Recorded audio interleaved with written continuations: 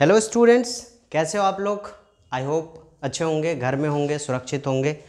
मैं पहले भी बोल रहा था, फिर से बोलता हूँ आपको कि हम सभी पूरा भारत नहीं पूरा विश्व अभी कोरोना के चपेट में है। और ऐसी महामारी में जो सबसे बेस्ट ऑप्शन है वो है कि हम घर पे रहें, आइसोलेटेड रहें, सोशल डिस्टेंसिंग को मेंटेन करें।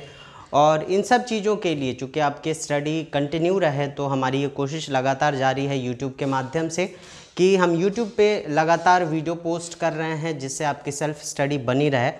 और एक और चीज़ जो मैं अभी आपको बताना चाह रहा हूँ कि बहुत सारे बच्चे का कॉल्स आ रहा है कि सर ऑनलाइन क्लासेस स्टार्ट करने वाले हैं क्या।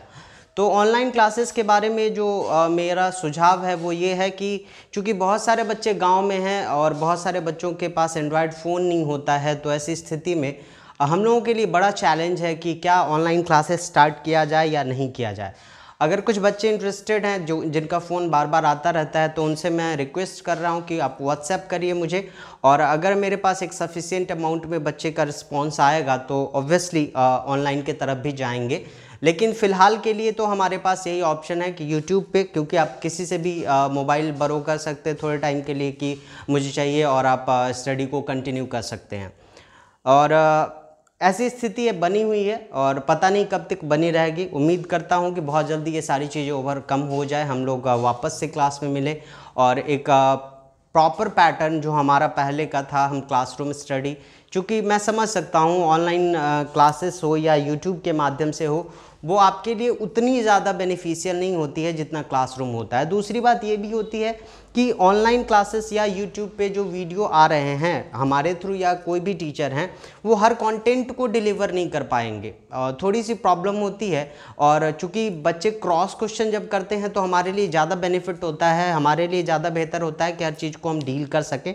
बट फिर भी हम कोशिश करते हैं, हम सारे टीचर्स जो भी लोग अभी ऑनलाइन क्लासेस पे हैं, चूँकि मोस्ट ऑफ द टीचर अभी ऑनलाइन आ चुके हैं, चाहे वो हम अपने जगह की बात करें या ऑल ओवर इंडिया की बात करेंगे, तो सारे लोग ऑनलाइन प्लेटफॉर्म पे आ चुके हैं। और वो सारे लोग कोशिश कर रहे हैं कि सारे कंटेंट डिलीवर किए जाए, बट नहीं पॉसिबल हो पाता है। आप इस बात को बहुत अच्छे से समझ सकते हैं। आपकी स्टडी कंटिन्यू रखने के लिए और जितनी भी कोशिशें सारे लोग कर रहे हैं वो बहुत ही अप्रिसिएबल है, वो हर टीचर के लिए अप्रिसिएबल है। आपकी बस इतनी कोशिश होनी चाहिए कि आप घर पे बैठ के रेगुलर सेल्फ स्टडी करिए। ये छोटा सा रिक्वेस्ट मेरे लिए है। आप जो भी वीडियो जहाँ से भी आपके पास अवेलेबल हो पाता है आप उसको देख रहे हैं और उसके थ्रू अपने स्टडी को कंटिन्यू रखें, ये कोशिश करते रहिए।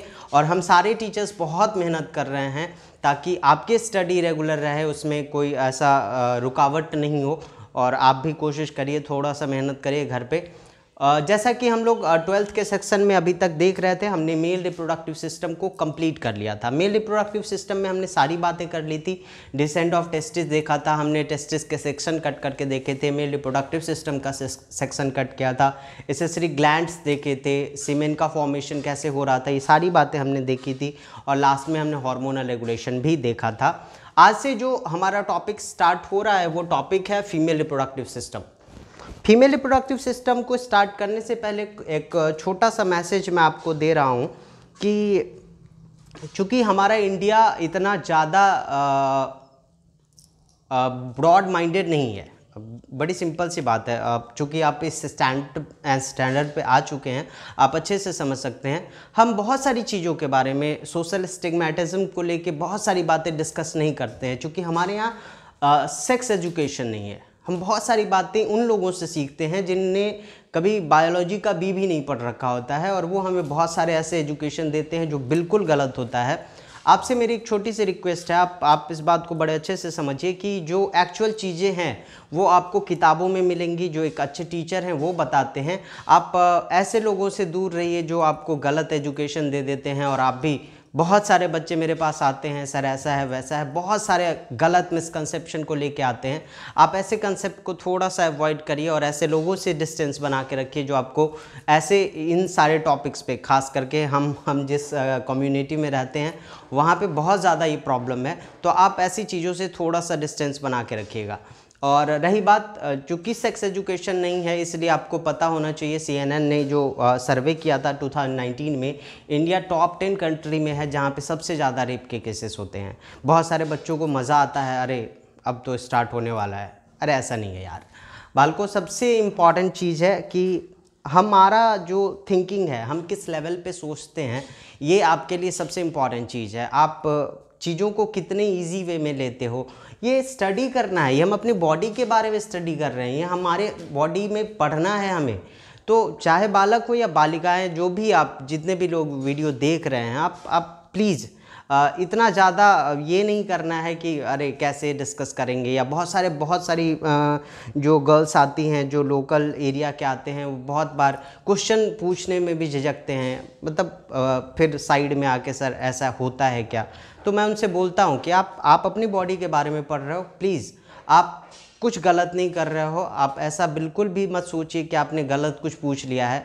आपका राइट बनता है, क्योंकि आप अगर गलत कॉन्सेप्ट लेके चलोगे, आप कभी क्वेश्चन नहीं करोगे, तो आपके अंदर वो चीज़ें रह जाएंगी, फिर बहुत सारी प्रॉब्लम आपको आगे भी हो सकती है। तो चलिए हम स्टार्ट करते हैं फीमेल रिप्रोडक्टिव सिस्टम को। फीमेल रिप्रोडक्टिव सिस्टम को स्टार्ट करने से पहले एक डायग्राम जो आपके सामने बना हुआ है, इसमें सारी बातें हम लोग आज बहुत बेसिक बातें करने वाले हैं।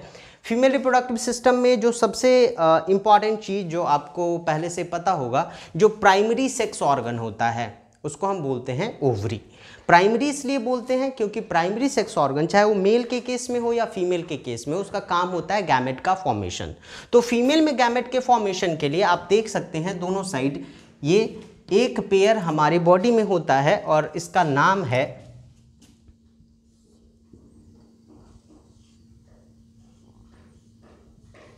ओवरी। ये ओवरी है जिसके थ्रू गैमेट का फॉर्मेशन होता है, और दैट्स वाई ओवरी को हम बोलते हैं प्राइमरी सेक्स ऑर्गन। ये दोनों साइड आपको दिख रहा होगा और ये एक्टिवेट हो जाता है। हालांकि जब हम oogenesis की बात करेंगे तो आपको पता चलेगा कि 3rd month of intrauterine life से ही ये काम करना शुरू कर देता है। बट जो एक्चुअल फंक्शन होता है, जब मेनाकी पे, जब एक फीमेल चाइल्ड 12-13 साल 14 साल की एज में जब उसमें मेंस्ट्रुअल साइकिल का प्रोसेस शुरू होता है, तो यहाँ से सेकेंडरी oocyte का फॉर्मेशन होता है, या अभी आप ओवम भी बोल सकते हैं। तो ओवम ही लेके चलते हैं, हालांकि बाद में मैं इसको चेंज करूंगा। सेकेंडरी oocyte जाता है और फिर फर्टिलाइजेशन के प्रोसेस होते हैं, वो सारी बातें हम लोग करेंगे। तो ओवरी को यहाँ पे हम बोल रहे हैं प्राइमरी सेक्स ऑर्गन। अगर जैसे आप देख रहे हैं ओवरी कहीं अटैच नहीं है, ऐसा नहीं होता है। ओवरी अटैच होता है ब्रॉड लिगामेंट के थ्रू, सो दैट ये अपना शेप, साइज, पोजीशन को मेंटेन करके रखे। यानी कि ओवरी को अटैच करने के लिए है ब्रॉड लिगामेंट, जो इसके शेप को, इसके साइज को, इसके पोजीशन को मेंटेन करके रखता है। अब आते हैं इस ओवरी के बाद जितनी भी चीज़ें दिख रही हैं, जो भी पार्ट्स आपको दिखेंगे, सारे के सारे कहलाएंगे सेकेंडरी सेक्स ऑर्गन, क्योंकि सेकेंडरी सेक्स ऑर्गन का काम होता है गैमेट को मिलाने में मदद करना, यानी वो यूनियन ऑफ गैमेट में हेल्प करते हैं। तो अभी हम अगर यहाँ से देखें तो ये इस ओवरी से निकला,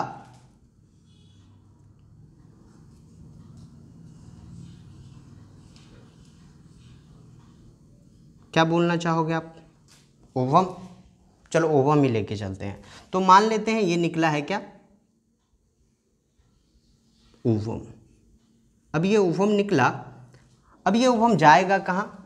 क्या ये ऐसे ही हवा में रहेगा या कहीं ब्लैंक स्पेस में रहेगा? नहीं, ये एक प्रॉपर पोजीशन पे पहुंचेगा, एक प्रॉपर जगह पे पहुंचेगा, और तब जाके फर्टिलाइजेशन का प्रोसेस होता है।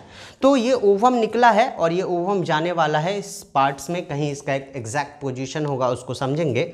तो इस पूरे फीमेल रिप्रोडक्टिव सिस्टम को, इस पार्ट्स को समझने के लिए मैं ऐसा करता हूँ कि इसके ठीक सामने में मैं खड़ा हो गया, और ये दोनों हाथ जो आप मेरे देख रहे हो, ये इस तरीके से देख लो। तो ये दोनों हाथ, शोल्डर से ऊपर के पोर्शन को मत देखना आप, ये दोनों हाथ और ये पोर्शन, इसको फीमेल रिप्रोडक्टिव सिस्टम के प्राइमरी सेक्स ऑर्गन के अलावा में जो भी पार्ट्स है उसको हम समझने की कोशिश करेंगे। अब देखो ज़रा ध्यान से, ये ओवरी से निकला ओवम, और ये ओवम यहाँ पे ये जो पार्ट है इसको हम नाम देने जा रहे हैं फैलोपियन ट्यूब। क्या नाम देने जा रहे हैं? फैलोपियन ट्यूब, यानी दोनों साइड से फैलोपियन ट्यूब है। अब इस फैलोपियन ट्यूब में आप देखो अलग अलग पार्ट्स आपको दिखेंगे। क्या क्या पार्ट्स है पहले हम उसको डिस्कस करते हैं। तो सबसे पहले तो हम नाम दे देते हैं, ये जो पोर्शन आपको दिख रहा है ये पूरा का पूरा, इसको हम नाम दे रहे हैं क्या? Fallopian tube.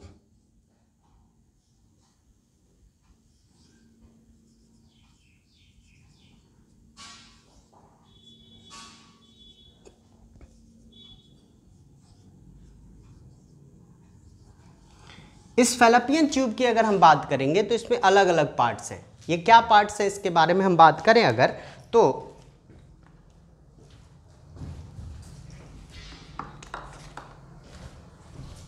अगर हम यहाँ से लेके यहाँ तक या फिर ऐसे बात करें तो ये पोर्शन से लेके यहाँ तक जहाँ से ये टेढ़ा हुआ है, इस पोर्शन की अगर हम बात करें तो इसको हम बोलते हैं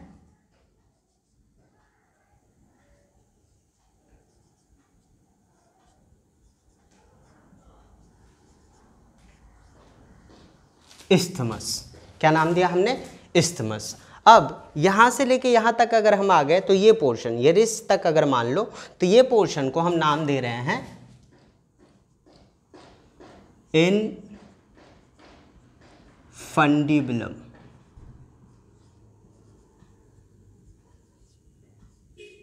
ये है हमारा इनफंडिबुलम। तो अभी दो पार्ट हम देख रहे हैं, ये portion that is called isthmus और ये पोर्शन जो आगे की तरफ एक्सटेंडेड है दैट इज कॉल्ड इनफंडिबुलम। अब जरा ध्यान से देखो, यहाँ पे आके आपको इस तरीके से ये फिंगर लाइक कुछ प्रोजेक्शन दिख रहा है। ये दिख रहा है आपको? ये फिंगर लाइक जो प्रोजेक्शन है इसको हम नाम देते हैं, फिंगर से मिलता जुलता वर्ड, दैट इज कॉल्ड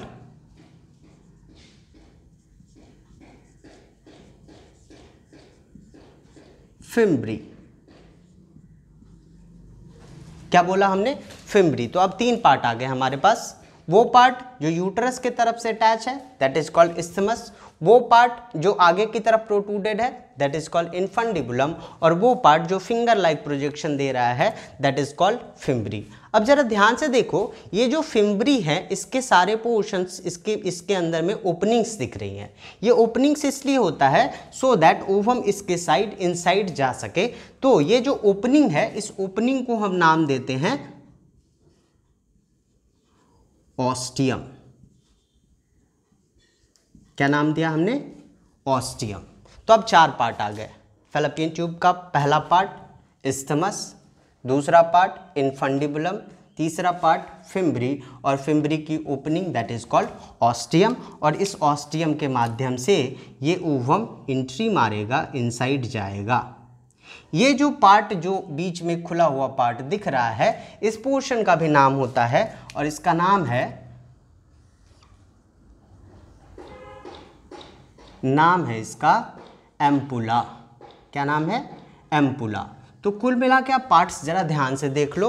वो पार्ट जो इधर से अटैच है जिसे हम यूट्रस बोलने वाले हैं दैट इज कॉल्ड इस्थमस, अगला पार्ट इनफंडिबुलम, तीसरा पार्ट फिम्ब्री, फिम्ब्री का ओपनिंग ऑस्टियम, और ये जो हॉलो पोर्शन है दैट इज कॉल्ड एम्पुला। सो ये ओवम इधर से ऑस्टियम के माध्यम से एंट्री मारेगा और ये एम्पुला में पहुंच जाएगा। अगर हम पहले की बात करें तो पहले ऐसा बोला जाता था कि ये ओवम पहुंचता है एम्पुलरी इस्थमिक जंक्शन पे। ये इस्थमस और ये इनफंडिबुलम का ये जो जोड़ वाला पोर्शन है यहाँ पे ये पहुंचता है, लेकिन अभी रिसेंट जो एनसीईआरटी है उसने सीधे सीधे एम्पुला बोल दिया है। यानी एम्पुलरी इस्थमिक जंक्शन भी आपको ध्यान में रखना है या एम्पुला बोलेंगे, दोनों चलेगा। ऑप्शन के हिसाब से हमारा आंसर जाने वाला है। अगर हमारा ऑप्शन एम्पुला है तो हम सीधे एम्पुला की तरफ जाएंगे क्योंकि नीट एनसीईआरटी को कंसीडर करने वाला है। सो रिसेंट एनसीईआरटी के हिसाब से ओवम पहुंचने वाला है कहाँ पे? एम्पुला में। अब ये एम्पुला में जाएगा और वेट करेगा स्पर्म के आने का, और अगर स्पर्म आ गया तो ये फर्टिलाइज होता है। ये फर्टिलाइजेशन ज़रूरी नहीं है क्योंकि फर्टिलाइजेशन को जब हम डिफाइन करेंगे तो बोलेंगे fertilisation is a chance factor, 50-50 है, हो भी सकता है नहीं भी हो सकता है। अगर स्पर्म पहुंचा तो भी ज़रूरी नहीं कि फर्टिलाइजेशन हो ही जाए क्योंकि फर्टिलाइजेशन बहुत सारे फैक्टर्स पे डिपेंड करता है। सो ओवम पहुंच जाता है कहाँ पे? इस जगह पे। ये वेट करेगा किसके आने का? स्पर्म के आने का, यानी स्पर्मेटोजोआ के आने का ये वेट करता है। जब ये फर्टिलाइजेशन हो जाता है तो फिर ये यहाँ से मूव करता है और ये मूव करते हुए पहुँचता है किधर की तरफ? तो अभी ये मूव करते हुए पहुँचा था एम्पुला के पास और ये फिर मूव करते हुए पहुँचेगा इस जगह पे। ये जो जगह है इसको हम नाम देते हैं, क्या नाम होता है इसका?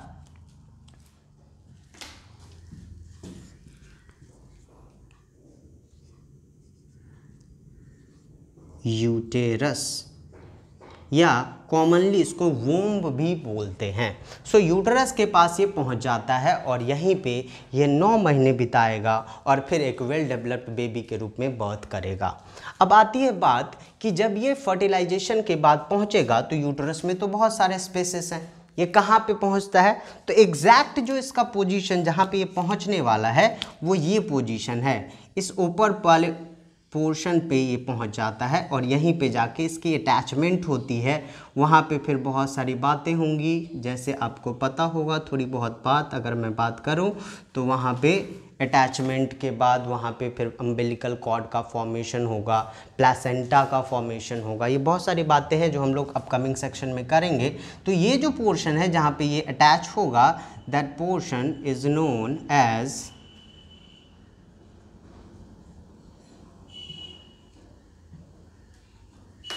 क्या, फंडस। फंडस मत पढ़ लेना इसको, आप इसको बोलते हैं फंडस। तो ये फंडस वाले पोर्शन पे पहुंच जाता है।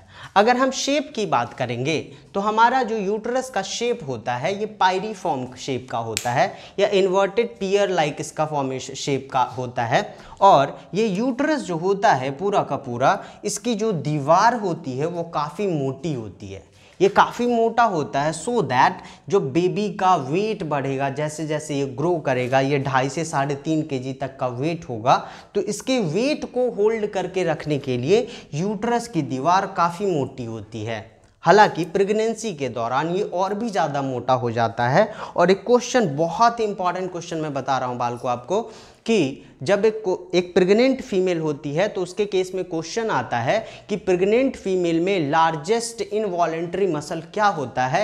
एक नाम आपको मैं आगे बताने वाला हूं, नाम होता है मायोमेट्रियम। बहुत इंपॉर्टेंट क्वेश्चन है, स्टैंडर्ड क्वेश्चन है, ये कभी कभी आपको पूछा भी जाता है, क्वेश्चन आया भी हुआ है।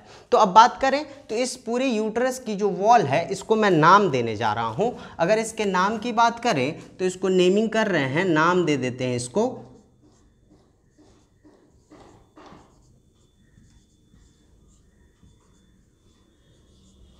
मेट्रियल वॉल। क्या नाम दिया हमने, इसको नाम दिया है मेट्रियल वॉल। इस मेट्रियल वॉल के हिसाब से इसमें 3 लेयर होंगे। क्या लेयर होगा, 3 लेयर। क्या क्या नाम होंगे, तो देखो नाम भी अकॉर्डिंग टू इसके अपीयरेंस होंगे। 3 लेयर में होगा, आउटर,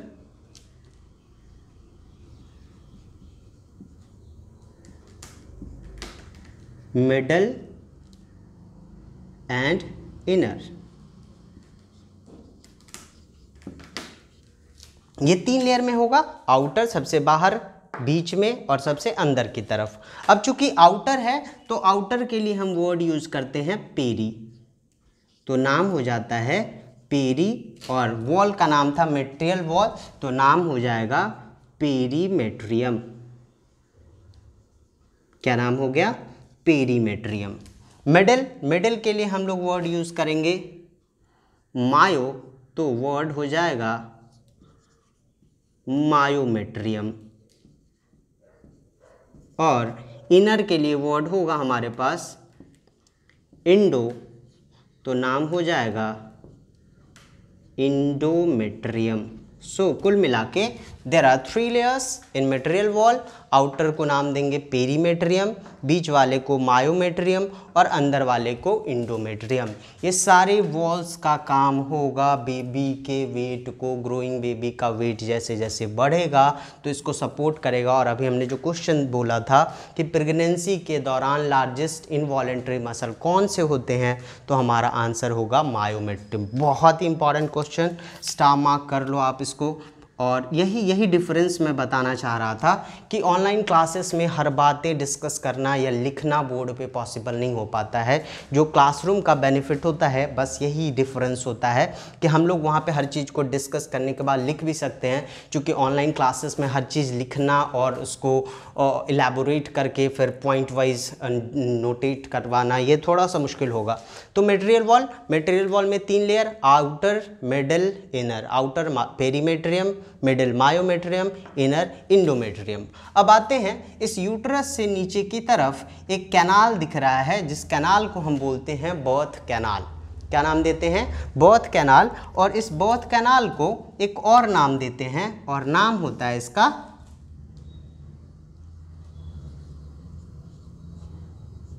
सर्विक्स। क्या नाम होता है इसका? सर्विक्स। ये सर्विक्स जो होता है, अब इसके सर्विक्स में हम बात करें, चूंकि आपके लेवल पे बातें होती नहीं है, लेकिन कभी अगर क्वेश्चन आ जाए तो आपको ध्यान में रखना है, सर्विक्स का ये पोर्शन जो यूट्रस की तरफ है इसको बोलते हैं इनर ऑरिफिस, और जो वजाइना की तरफ होता है इसको बोलते हैं आउटर ऑरिफिस। बस ध्यान में रखना है, इनर ऑरिफिस जो यूट्रस की तरफ है और जो वेजाइना की तरफ है आउटर ऑरिफिस। इसी सर्विक्स को हम बर्थ कैनाल भी बोलते हैं, क्योंकि जब पार्चुरेशन का प्रोसेस होगा तो ये डायलेट करेगा और फिर बेबी नीचे की तरफ आएगा, पार्चुरेशन का प्रोसेस कंप्लीट होगा और फाइनली ये सर्विक्स जिस पोर्शन में खुलता है that is the outer most portion, and इसको हम कॉपुलेटरी ऑर्गन भी बोलते हैं, नाम है वजाइना। क्या नाम है? वजाइना। अब अगर हम बात करें तो शेप और डायमीटर, शेप की हमने अभी बात की थी, तो शेप था यूट्रस का पायरिफॉर्म। अगर हम डायमीटर की बात करें तो इस यूट्रस का जो लेंथ होता है दैट इज अराउंड 7.5 सेंटीमीटर के आसपास। इसकी जो लेंथ है that is around 7.5 centimetre, and breadth की बात करें तो इसका जो ब्रेथ है दैट इज़ अबाउट 5 सेंटीमीटर। ये भी बात ध्यान में रखना है, यूट्रस का length that is 7.5 centimetre and breadth around 5 centimetre के आसपास होता है। अब इस वेजाइना की बात करें तो ये वेजाइना वाला जो एरिया होता है, ये वेजाइना वाले एरिया में म्यूकस का एक्सेसिव सिक्रीशन होता है और यहाँ पे एक स्पेशल टाइप का टिश्यू होता है that is the stratified epithelium. Stratified epithelium की लाइनिंग होती है और म्यूकस का सिक्रीशन होता है। अगर हम फीमेल रिप्रोडक्टिव सिस्टम में बात करेंगे तो बेसिकली कितने पार्ट्स हैं? तो parts number first ovary that is the primary sex organ, second part हमारा fallopian tube, third part uterus, fourth part cervix and fifth part vagina. अब इस फैलोपियन ट्यूब में बात करें तो अगेन इसके 5 part, isthmus, infundibulum, fimbriae, ostium and the ampulla. ये primary sex organ का काम क्या कि ये मेंस्ट्रुअल साइकिल के दौरान 14th डे पे जाके ओवम को रिलीज़ करेगा। अभी मैं ओवम बोल रहा हूँ, अगेन स्टार मार्क कर दो आप इसको, मैं इसको बाद में ओवम नहीं बोलूँगा, मैं इसको सेकेंडरी oocyte नाम देने वाला हूँ। ये ओवम पहुँचता कहाँ पे है? तो ये पहुँचता है एम्पुला में और वहाँ पे वेट करता है किसका? स्पर्म का। कभी कभी एम्पुला की जगह पे आपको ध्यान में रखना होगा एम्पुलरी इस्थमिक जंक्शन, यहाँ पे पहुँच के ये वेट करता है, फर्टिलाइजेशन का प्रोसेस होता है और फर्दर ये पहुँचता है यूट्रस में। यूट्रस के किस जगह पे जाके अटैच होता है? तो that is the fundus. Uterus का शेप कैसा? पायरिफॉर्म। इसके डायमीटर की बात करें तो इसका लेंथ कितना? 7.5 सेंटीमीटर और ब्रेथ कितना? 5 सेंटीमीटर के आसपास। यूट्रस की वॉल को हम नाम दे रहे हैं मेटेरियल वॉल, जिसमें 3 layer, outer, middle, inner. Outer को नाम दे रहे हैं पेरीमेट्रियम, मिडिल को नाम दे रहे हैं मायोमेट्रियम और इनर को नाम दे रहे हैं इंडोमेट्रियम। इंपॉर्टेंट क्वेश्चन, एक बार फिर से स्टार मार्क। इंपॉर्टेंट क्वेश्चन क्या? तो एक प्रेग्नेंट फीमेल में लार्जेस्ट इनवॉलेंट्री मसल कौन सा? That is the myometrium. ये फंडस का नेक्स्ट प्रोट्रूडेड पोर्शन जो ओपनिंग है दैट इज़ द सर्विक्स या बर्थ कैनाल। इसमें हमने 2 पॉइंट और बोले कि ये पोर्शन जो वेजाइना की तरफ है और जो यूट्रस की तरफ है इसका नाम भी है। जो यूट्रस की तरफ होता है इसको बोलते हैं इनर ऑरिफिस और जो वेजाइना की तरफ होता है इसको बोलते हैं आउटर ऑरिफिस। और फाइनली ये वेजाइना खुलता है ये, और यहाँ पे जो एपिथेलियल लाइनिंग है that is the stratified epithelium, जहाँ पे म्यूकस की लाइनिंग होती है। So that's all about the female reproductive system. ये बहुत बेसिक बातें थी और नेक्स्ट सेक्शन में हम कुछ होमोलोगस ऑर्गन के बारे में बात करेंगे और साथ ही बात करने वाले हैं morphological view of female reproductive system. बाहर से क्या क्या चीज़ें देखने को मिलती है, जैसा कि आपने लैबिया मेजोरा, लैबिया माइनोरा को देखा है, सुना होगा, या आपको मैं एक और चीज़ रिमाइंड करवाना चाहूँगा, कॉर्पोरा कैवर्नोसा नाम का मसल, ये होमोलोगस ऑर्गन की तरह रिजेंबल करता है, क्योंकि ड्यूरिंग एम्ब्रायोजेनेसिस, एम्ब्रायोलॉजी जब हम पढ़ेंगे तो बहुत सारे पार्ट्स ऐसे हैं जो फीमेल और मेल में सेम ऑरिजिन स्टार्ट करते हैं, एक टाइम पे आके वो डेविएट करता है, फीमेल रिप्रोडक्टिव सिस्टम में अलग पार्ट बनाते हैं जबकि मेल में वो अलग पार्ट को बनाता है। So that's all about this. अगर किसी बच्चे को कोई भी प्रॉब्लम होती है आप कमेंट सेक्शन में आइए, कमेंट करिए। मैंने पहले भी बोला मैं कोशिश कर रहा हूँ और बेटर करूँ, जितना मेरे से पॉसिबल हो पाता है मैं करने की कोशिश करता हूँ, और जहाँ तक मुझे प्रॉब्लम सॉल्व करने के लिए टाइम मिल पाता है मैं उसको भी करने की कोशिश कर रहा हूँ। और जो बच्चे ऑनलाइन क्लासेस के लिए मैं फिर से एक बार रिमाइंड करवा दूं, जो बच्चे ऑनलाइन क्लासेस के लिए मुझसे जुड़ना चाह रहे हैं प्लीज़ व्हाट्सएप पे मुझे मैसेज करिए, अपना नाम, बैच टाइम, किस बैच में थे, ये सारी बातें अपना डिस्क्रिप्शन दे के भेजिए। और वंस अगर मुझे लगेगा कि एक अमाउंट सही बच्चे इंटरेस्टेड हैं तो we will go for the live classes, और मैं कोशिश करूंगा कि बहुत जल्दी मैं YouTube पे भी लाइव आऊँ। जो बच्चे YouTube पे क्वेश्चन पूछेंगे मैं वहाँ पे भी क्लियर करने की कोशिश करूँगा। Thank you so much.